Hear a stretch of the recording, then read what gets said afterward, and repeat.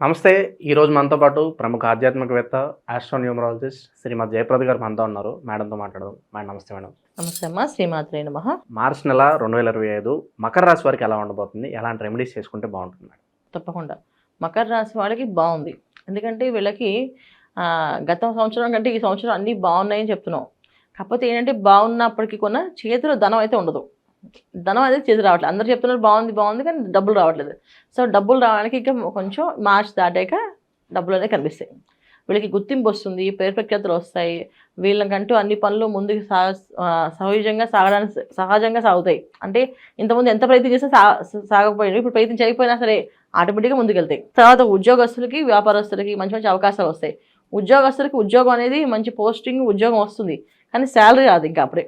ఎందుకంటే వీళ్ళు చేసే కంపెనీస్లో వెళ్ళేది వీళ్ళకి చెప్పేది ఈ కంపెనీకి నువ్వే హీరోవి, నువ్వే అన్నీ చేసి పెట్టాలి, తప్పదు, కొన్ని రోజులు నువ్వు మెయింటైన్ చేస్తే మనం అన్నీ కలిసి వర్క్ చేద్దాం, కలిసి సాధించుకుని తీసుకుందాం, పార్ట్నర్షిప్లో ఇస్తాం కావాలంటే అని చెప్పి ఇలా మాట్లాడే అవకాశాలు ఎక్కువగా ఉన్నాయి. అంటే ఉద్యోగం వచ్చిందా ఆనందపడాలా, లేకపోతే అది మొత్తం నేనే చేయాలని అనే ఆనందపడాలా తెలియదు వీళ్ళకి. అదొక అయోమయంలో ఉంటారు వీళ్ళు. సో మకర రాశి వాళ్ళకి మెయిన్ అది. తర్వాత వ్యాపారస్తులకి వ్యాపారంలో నత్తనడకనే నడుస్తుంది. అది పెద్ద గొప్పగా ఏముండదు, కానీ బాగుంటుంది. క్రియేటివిటీ బాగుంటుంది, ఎక్స్పెరిమెంట్ చేయడానికి అవకాశాలు కనిపిస్తాయి, పార్ట్నర్స్ వస్తారు, చేద్దామంటారు, అన్నీ చేస్తుంటారు. ఈ ప్రొసీజింగ్ అలా నడుస్తూ ఉంటాయి. అయిపోయింది అనుకోవడానికి ఏముండదు, కానీ అలాగనే అయిపోతుంది. అదృష్టం అంటే ఒక దారి కనిపిస్తుంది కదా. ఇప్పుడు దాకా ఏంటంటే అసలు కమ్ముకుని చీకటి ఉందో లేదో తెలియదు, కానీ ఇప్పుడు ఏంటంటే ఒక వెలుగు, ఒక దారి కనిపిస్తుంది, ఖచ్చితంగా చేయగలము అనేసి. అలాంటి హోప్ అనేది కనిపిస్తుంది కనుక వీళ్ళకి యోగం బాగుంది. సో మకర రాశి వ్యాపారస్తులకి అనుకూలంగా కనిపిస్తుంది, అలాగే ఉద్యోగాలు చేసే వాళ్ళకి అనుకూలంగానే ఉంది.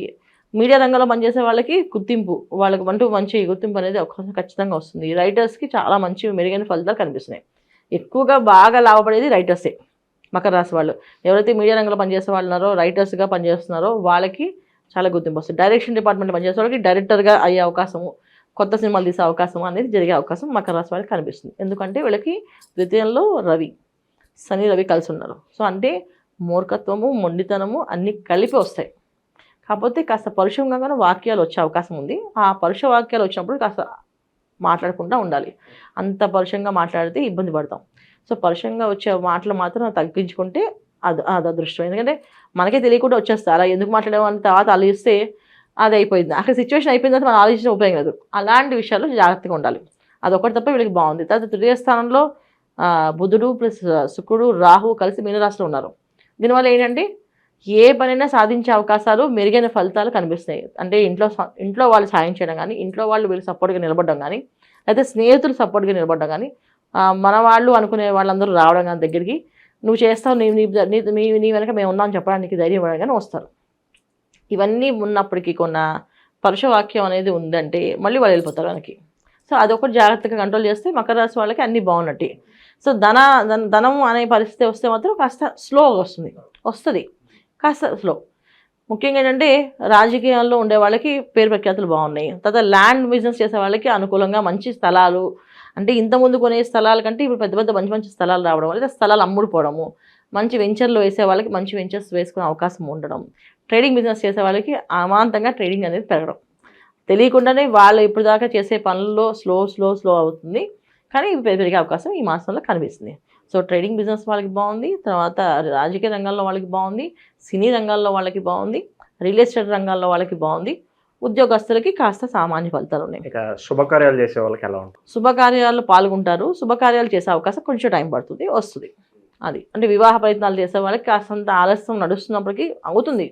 కాకపోతే వ్యవస్థ అన్నీ ఏంటంటే వీళ్ళకి ఈ మాసం అంతా ఏంటంటే నత్త నడక అనేసి, అంటే చిన్నగా స్లో అండ్ స్టడీగా వెళ్తుంది తప్ప ఫాస్ట్గా అగ్రెసివ్గా రాదు. కానీ మొత్తానికి అల్టిమేట్గా ఎండ్ ఆఫ్ ద డే అవుతుంది. అలాగే సంతాన భాగ్యం అనేది అదృష్టం, యోగం. సంతానం లేదు అనుకునే వాళ్ళకి సంతాన యోగం, అసలు సంతానమే పుట్టదు అనుకునే వాళ్ళకు సంతానం పుట్టే అవకాశం ఉందని చెప్పి ఒక మెడిసిన్ దొరకడం, వీళ్ళకి డాక్టర్స్ దొరకడం కానీ జరిగే అవకాశం ఉంది. బ్రహ్మాండంగా పనిచేస్తుంది.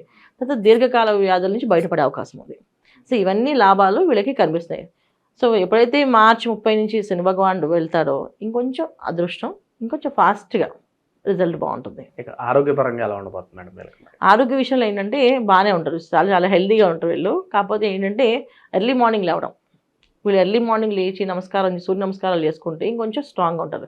ద్వితీయంలో రవి కాస్త మానసికమైన ఇబ్బంది, అనారోగ్య సమస్య అనేది ఏంటంటే చాలామందికి ఇవాళ రోజున మనం చాలా విషయాలు ఒక్కొక్కసారి వింటే భయం అనిపిస్తుంది నాకు.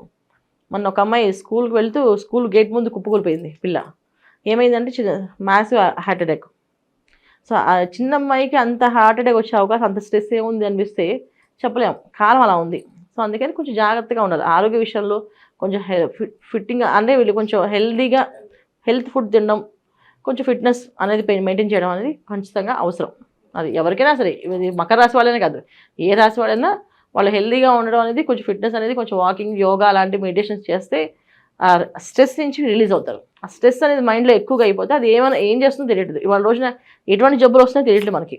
అలాంటి ప్రాబ్లమ్స్ వచ్చే అవకాశాలు ఉన్నాయి కనుక జాగ్రత్తగా ఉండడం ముఖ్యం వాళ్ళకి. ఈ పోలీస్ స్టేషన్లో కోర్టుల చుట్టూ ఎవరైతే దీర్ఘకాలంగా తిరుగుతున్నారో వాళ్ళకి ఏమన్నా మంచి రిజల్ట్స్ వచ్చే అవకాశం కనిపిస్తుందా మేడం?